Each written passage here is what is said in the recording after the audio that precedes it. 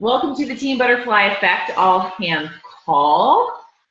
Aubrey, it is April 14th, and we've got a lot of exciting stuff going on right now, team. And first of all, I feel like it's been a long time since we've really gotten together. So thank you for those who are present live, and thank you for those who are present watching recorded. And I apologize that it's been a while since we've gotten together. Hey there. I apologize that it's been a while since we've all gotten together. However, I'm grateful that we're all here today. So just a couple pieces of news before we jump into the meat of today's call. Many of us know Summit is just a couple months away, and the emails went out this week for the track, so planning your summit. So if you're intending to go to Summit, I believe I get to register on May 10th for being an All-Star Legend. So the rest of you, I'm sure, will be able to get your registration done within a couple days after that. So look at those tracks, look at the trainers to see who you're going to want to go work out with, because you only get one workout. So heads up, if you haven't checked your email lately, check your email. That's going to be waiting for you. Next, even more exciting, I'm sure you already know, but if you don't, I'm here to share with you, Vegan Shakeology. We have 2 new flavors, cafe latte and vanilla. I am so freaking excited. Actually, I just got online today that that we have the combo packages. So there's the barista combo box with vegan, and there's the Neapolitan combo box with the Vegan Shakeology. And I just have to say, I am so excited because we're about ready to go to another music festival. And when I go to, everybody brings stuff to barter at music festivals, things that they like to trade and so on. And I always bring Shakeology because it's good nutrition for people. So if people want to give me a gift, I give them a packet of Shakeology, and I bring my coconut water and shake it up. So I'm really excited that I have new flavors to share with random hippies at the music festival. Also, the announcement of UV2 that will be coming out on Beachbody On Demand next month. If you're not familiar with Leandro, he is our Brazil butt lift guy, and he has a big personality. He's dancing, and from what I've heard, this is to kind of put us a little bit more in competition with the Zumba Cat. So the people who'd be attracted to Zumba are probably going to be more attracted to this as well. We also have Shift Shop coming out this summer. So guys, this is even more reason to be excited about the hella deal that's going on right now with Beachbody On Demand, All Access Annual Pass. If you haven't noticed, the challenge pack is down to $160. So check it out, $160. So the important thing for you to do, though, is never to undervalue Shakeology. So what does that mean? Instead of talking about how, I like to say, Shakeology is always $130, and you can upgrade for just $30 more and get a year subscription of Beachbody On Demand. So instead of undervaluing Shakeology, I just share how much of a great deal it is to upgrade. And for example, I have one potential customer who I've been talking to this past week, and she's like, Aubrey, I really don't think I'm would take the time to do Beachbody On Demand because I'm at the yoga studio every day, and I'm barely getting time in for my run. She's a runner. And my reply to her was if you're not going to use Beachbody On Demand, that's fine, but just consider this. If you're already planning on spending $130 on Shakeology anyway, for just $30 more, you become a club member. And after 3 months, your club membership will have paid for it. So even if within a year you only get on Beachbody On Demand and do it a handful of times, it's still worth it for the amount of money people save on their Shakeology over the, after 3 months, it will have paid for itself. So that's the way that I'm really looking at it. I think it's a no-brainer for most people. So FYI. So we're going to get into the meat of today's call, and that is attraction marketing. So first and foremost, I know we haven't really talked about marketing in a while, so we're going to do it today. So let me share my screen. I'm so proud of myself. See, every single PowerPoint presentation you've ever seen me give I wrote out the content and Jacob put it together. It may not look as fancy as this, but this is my first one, so I'm really proud of it.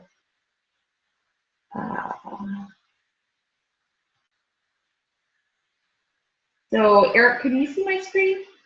Yeah, okay. Just so I can just see one.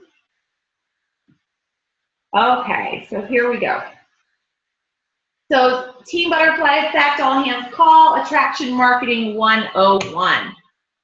What is the law of attraction?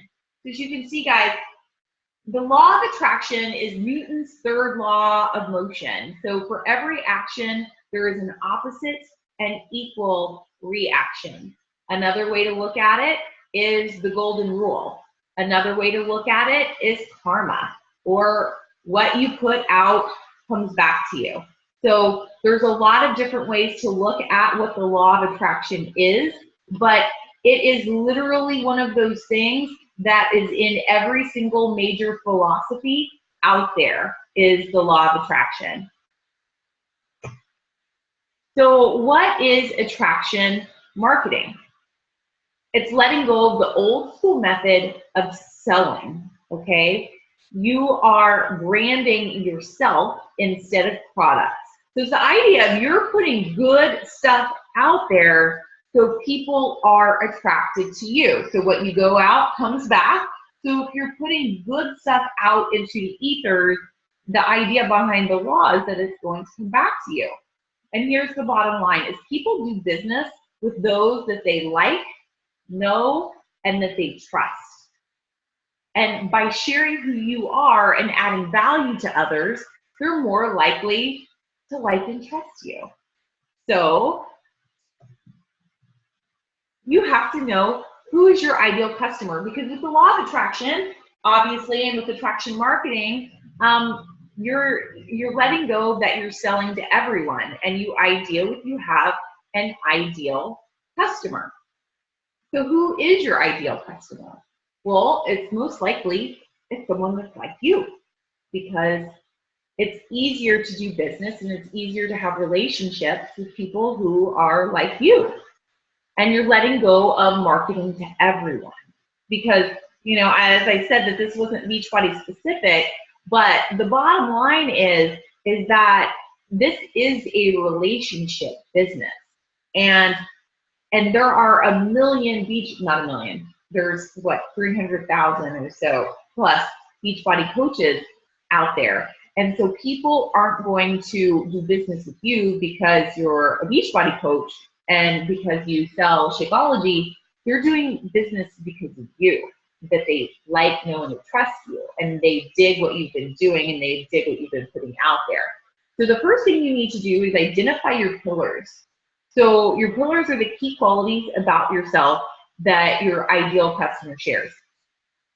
So that's a great brainstorming exercise for you to do, is to take a moment and just really identify what makes you you and what makes you unique.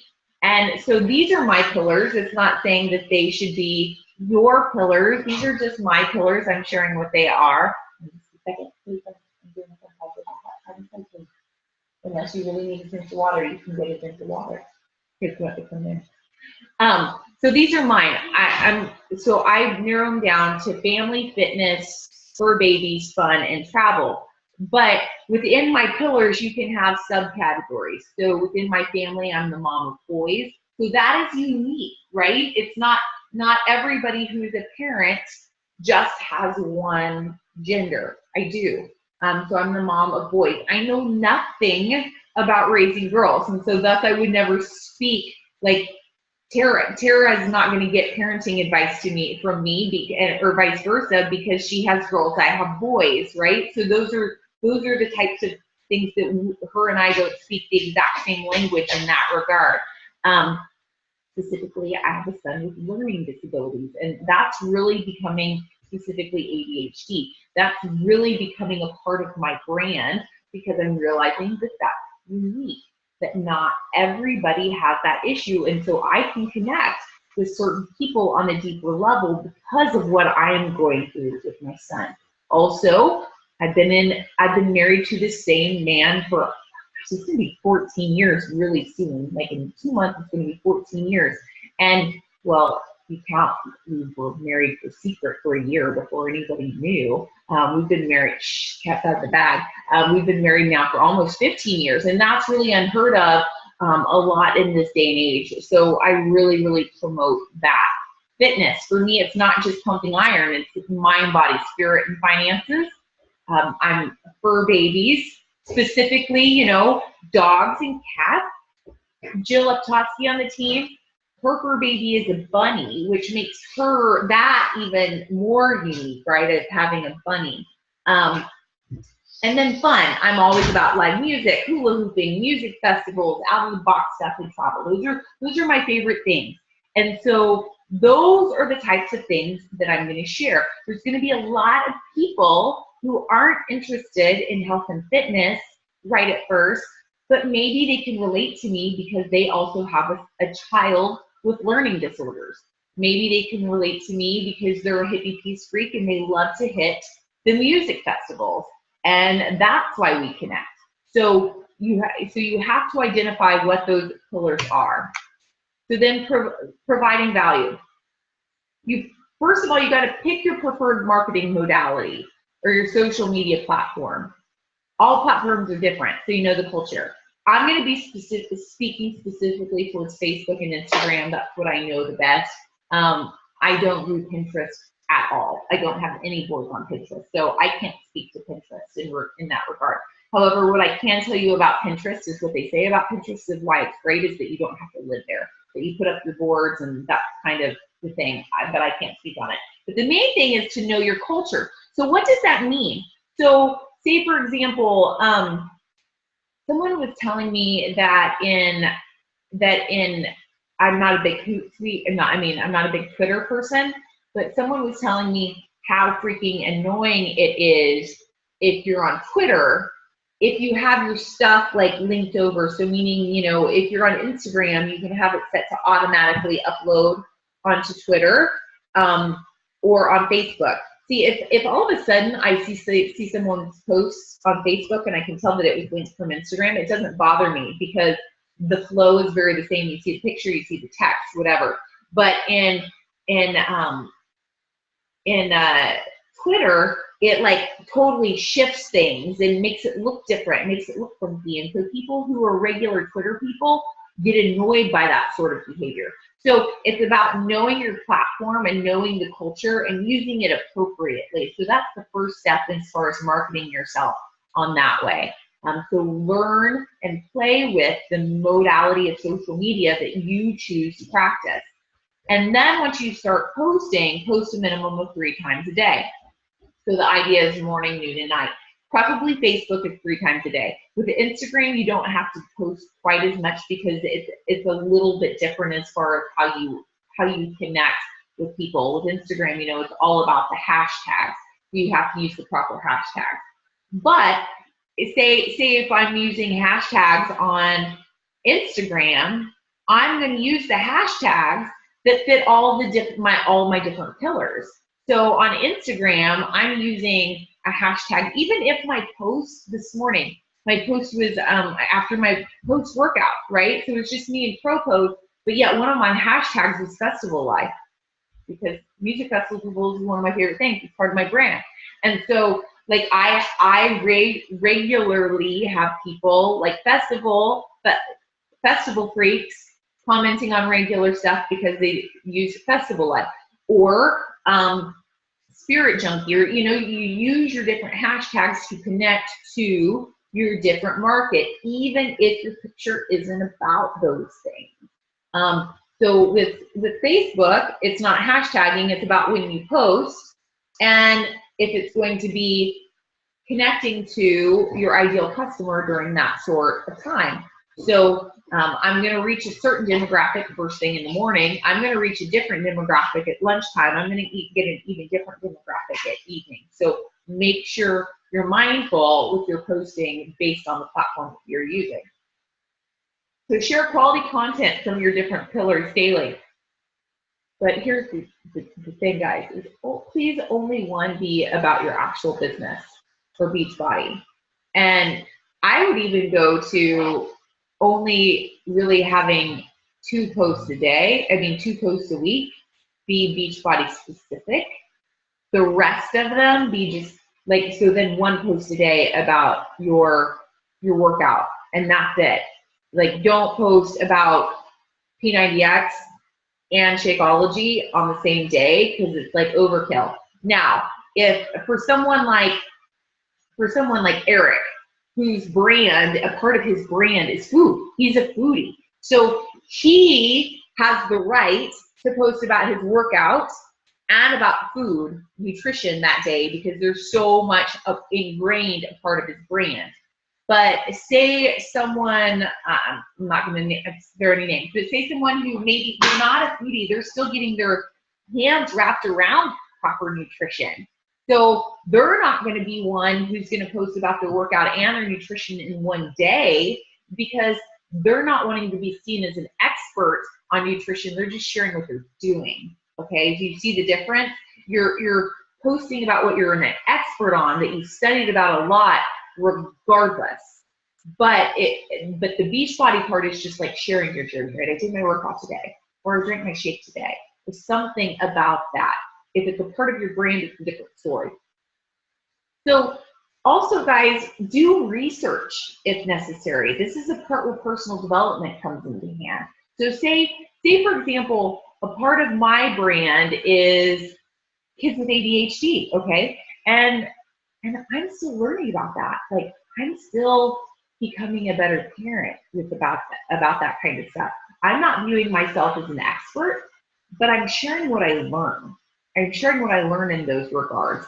So the same thing with if you're wanting to be seen more as someone who's great with fashion, or someone who's a coupon clipper who always knows the sales and the deals and how to do that kind of thing, bargain shopping, then maybe you research, because you want to know anyway, because it's a part of your brand, which companies have the best sales for this. And it's so far out of my element that I can't even speak hypothetically about it. But if you're like a fashion person, like, where's the best place to get discounted shoes, or I don't know. But you see what I'm saying? You're going to be doing your own research, doing your own personal development, because you're interested in it, because it's something you care about anyway, and you use that to share value with your ideal customer, and then you just talk to your ideal customer. Consistency and engagement is key. So what do I mean by consistency and engagement is key? First of all, your social media, I love this explanation. I heard someone say, it's like your social media is your magazine. So pretend like you took public transportation every day to work. And that is not me at all, but we're pretending. So pretend like you walked to the bus stop every day, and every day at the bus stop right there was a newspaper stand, and every day you picked up a Men's Health magazine, or a Shape magazine, or a Cosmo magazine, or whatever, and you did that every day. It was a part of your ritual. And then one day you go to the bus stop and your favorite magazine isn't there. Well, okay, well, maybe I'll just pick up this other one instead. I'm gonna pick up this other one. The next day I go back and my favorite magazine still isn't there. So, okay, well, maybe I'll try a different one than what I tried yesterday. I'm going to try a different one. And after enough days, they're going to find a different magazine that they like better than yours. Or they like just as much as yours, but that one was there. And so now it just becomes a new habit and a new routine. Because I can't stress enough how many customers and clients that I have that I asked them to start this journey with me 3 or 4 years ago, who are just now getting started now. And had I stopped that consistency, then they would have found a new magazine. They would have found a new coach that inspired them. So consistency is key. But engagement also. Ask questions, ask people questions, comment and build relationships. So this is something that I was not good at the beginning of being a coach. Melissa McAllister is very clear. And if you don't know who Melissa McAllister is, she is my upline elite superstar, our upline superstar elite coach, top 10 for the past many years, and head of Team Made. She says and preaches all the time, you can't just post and run. I used to be crazy guilty of that. Is that I would have my little window, and it was like, I gotta get a post out before I go to bed. I'm gonna get a post out right now. And I got that post out right before I went to bed, and then I went to bed, and then I was gone. Well, what happens is if people are commenting on your post, and if you're not there to engage, then the relationship building isn't as fluid, isn't as authentic. And I know we all have times where it's like we're just busy and we just got to get our posts out there. And so sometimes we all post and run. I get it. Make sure you go back and like and comment. Make sure you go back and you engage with those people. Gary Vaynerchuk says that one of the reasons why he feels like his business is so successful is, specifically in his first so many years of building his business and social media and so on, liked and commented and replied to everyone. He's a millionaire. Like, he's not in the same space we are building our business, but yet he sees the value of building those relationships. And remember, people do business with those that they know, like, and trust.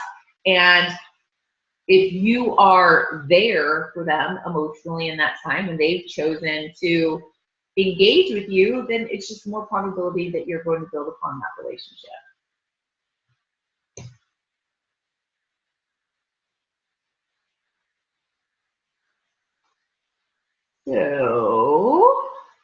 So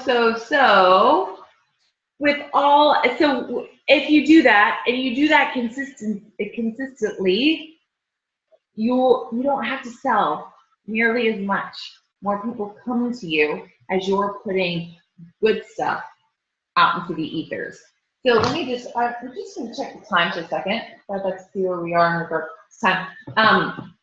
So I'd like to know, based on who's present with us today, if you can share what you would say your top 3 to 5 pillars are, just to see if your brain has started moving and going. So I'm going to take Eric. Let's take you off mute. What are your top? Food, and food.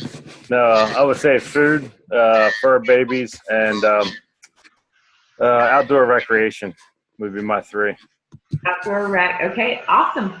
And if you look at Eric's page, he's very consistent about posting about those things. He always posts about food every day. He's posting about food.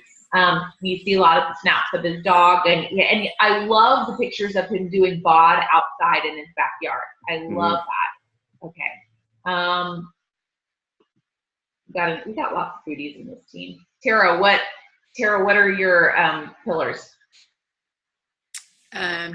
Food. Yeah. Along with tequila and vodka. But food, exercise, whether it be yoga. And now I'm trying a new Pilates place. Mom of girls. And they're getting older, 21, and the youngest just turned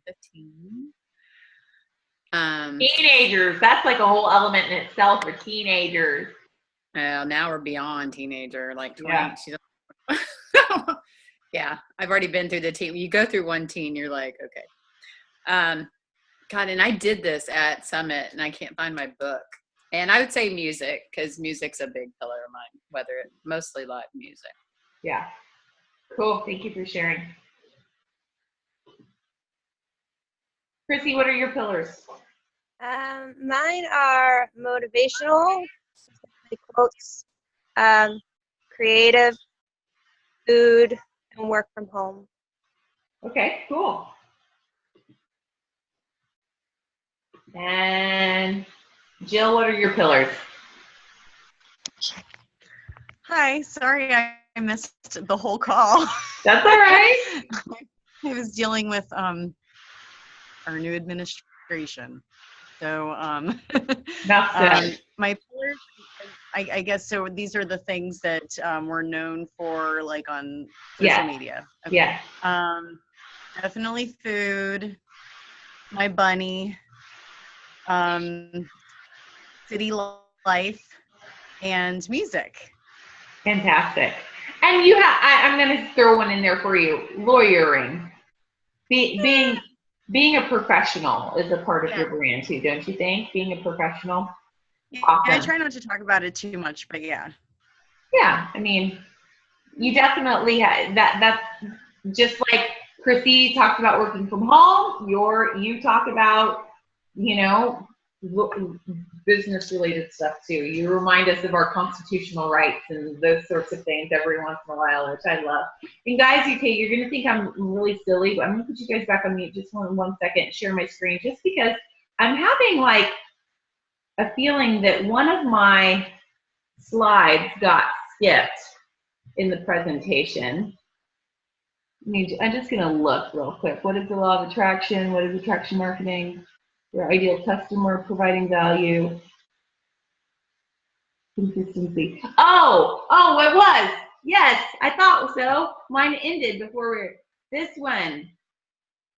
Pay attention and ask. I knew that there was one that was left that was all supposed to close it all. Okay, so guys, at the end, pay attention to who is following your stuff. Is it your ideal customer who's following your stuff? If not, tweak your messaging. Notice the stories that you're telling. I share this because a part of my brand at the beginning, which I still talk about it a lot, but you know, I am who I am and where I am today was because I was in an abusive relationship in college. And I talked about that a lot at the beginning of my coaching career. So guess what I did? I attracted a bunch of broken people to me at the beginning who were looking for me to be their healer. And coaches are not healers. We're not counselors either. And so I realized, oh my gosh, I'm attracting all of these people who are falling apart. What's going on? And it's because I kept telling the story of what I kept telling my story from the beginning instead of the solution that Beachbody had for me, because Beachbody was not my solution in regards to healing or fixing myself in that regard. It was purely a business decision for me. And so I noticed once I started shifting that story, I started attracting a higher quality human. Someone, okay, that's not a nice way to put it. Someone who is further along on their journey, okay? Someone who wasn't broken and crumbled. I started to attract a different type of person. So even though you're providing value, guys, you still have to ask people to join you. I'm gonna say it again. You still have to ask people to join you.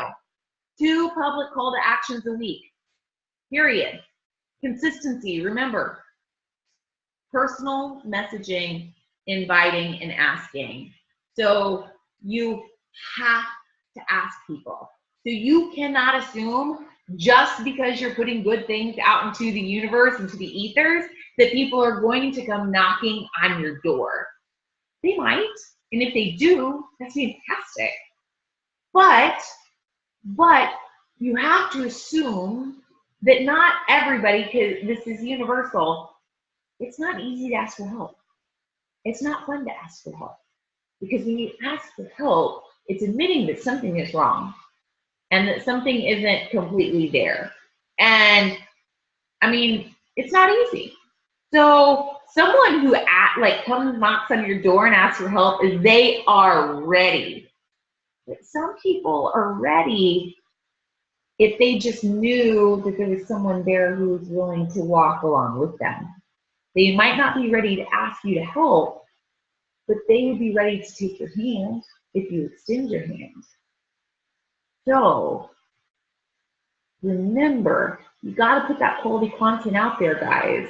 But the bottom line is you have to get out of your comfort zone and you have to ask people to join you.